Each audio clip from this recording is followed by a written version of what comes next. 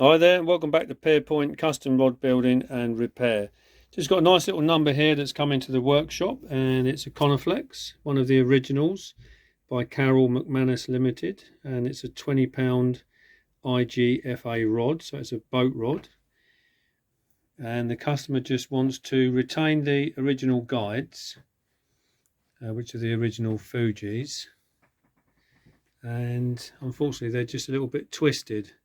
So whether they was put on slightly in the wrong place. But what we're going to do is we're going to take all these guides off, going to check their positions, and we're going to tidy up this blank a little bit. So we're going to rub that down and recoat it. So we've got a few scuff marks in there, and just about to see that, and we've got some mackerel scales in there as well. So we're going to clean that right up and put it back to its former glory. So I'm just going to do a video of showing you the sort of strip down process. Everything else is in good condition, so the butt cap's okay, the cork grip, the EVA, the reel seat and the decals, so all that's going to be kept. So we're just going to give this a very quick makeover, and then I'll take you through the process so you can see what we do when we do the strip down and rebuild of a classic like this and put it back to its former glory. Okay, there'll be a series of videos, and I'll do it in parts. So this effectively is part one of the process.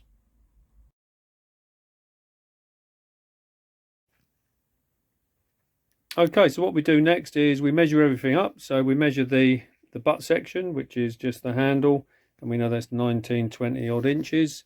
And then I'll take some measurements with the tip section. So I measure that and also do the guide spacings at the same time. So 4.5, 9.5, 16. So just make a note of where they are, because once you're stripping that rod down, you need to write that down, otherwise you'll forget where they are.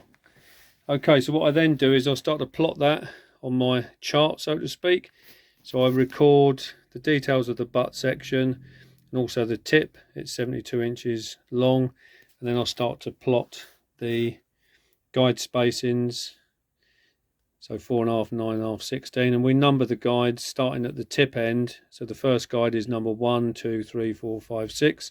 So this is a 6 guide rod, and then we know the tip is 12mm diameter. We've got two 12mm diameters, two 16s, a 20 and 25. And so the guide spacings, then I just put those underneath as the record. So we use our digital calipers to measure the guides, and you measure the outside of the insert. And we know that this one is 25. So that's how we do that. So just make sure that you write all that down. And then any notes from obviously the customer.